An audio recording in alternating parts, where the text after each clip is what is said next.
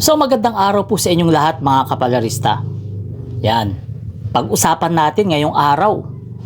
Etong si Banat Bay, binabanatan niya na si Maharlika dahil sa ginagawa nitong puro fake news na yung mga Duterte yung mga nasisira dahil sa mga ginagawa niyang fake news.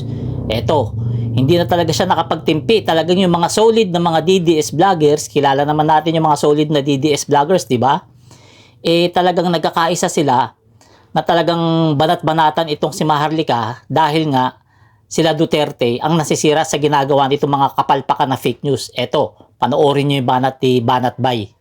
It's because alam nyo pero hindi nyo pinanindigan dahil takot kayo sa views bumagsak. Iba si Banat Bay. Wala akong pakialam. Maging 10 ang makinig sa akin basta naninindigan para sa bayan. Kung ikaw Maharlika sa tingin mo, nasa tama ka, sundan mo ang kumpas ng Pangulo Duterte. Hindi ka sumusunod. Ipapahamak mo mga Duterte sa katarantaduhan mo. Makinig kayo sa sinasabi ko dahil darating ang panahon, sasabihin ko ulito, I told you so. I told you so. Ang tigas kasi ng ulo ninyo. Paulit-ulit ko na sinasabi sa inyo, you never bring down a government with falsehood or lies. Hindi tama yun. And I thank God I have a father who believe in God. Yan, nakita nyo? Diba? May punto talaga dyan si Banat Bay, may punto.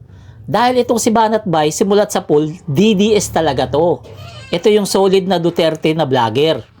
Kaya normal lang na magalit siya dito kay Maharlika kasi puro fake news yung pinapakalat. Itong si Banat Bay, kahit lagi ko tong kabanatan nung kasagsagan ng eleksyon, di ba? Sa ngayon, mas tama naman talaga siya. Kasi hindi may iwasan yung mga DDS, nabubulag nitong si Maharlika. Napapaniwala sila sa video ng pulburon kahit wala namang ebidensya talaga. Kahit si Maharlika, inaamin na peke yun, pero yung mga DDS na naniniwala kay Maharlika, pinipilit nilang totoo yun. Kaya nga sinasabi mag-hair follicle si Pangulong Bongbong Marcos. Ngayon, ang nakakatawa rito, itong ginagawa ni Maharlika na puro kapalpakan, puro mga fake news, yung mga Duterte yung nasisira. Tingnan niyo yung rating ni VP Sara ngayon. Tingnan niyo yung rating. 'Di ba? Spaghetti pababa na tuloy. Lahat ng rating na naglalabasan ngayon, spaghetti pababa yung ratings ni VP Sara kasi hindi talaga natin maitatanggi. Hindi natin maitatanggi na talagang nasisira na yung mga Duterte dahil sa ginagawa nitong si Maharlika.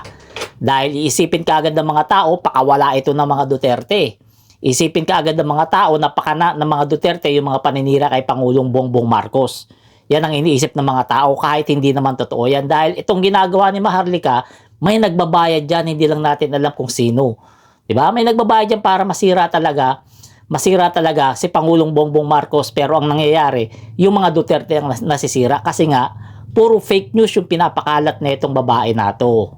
Di ba? Kaya sa mga solid na mga DDS dyan, makinig kayo rito kay Banat Bay kasi ito talaga ang solid na DDS. Ito talaga yung tapat kay dating Pangulong Duterte.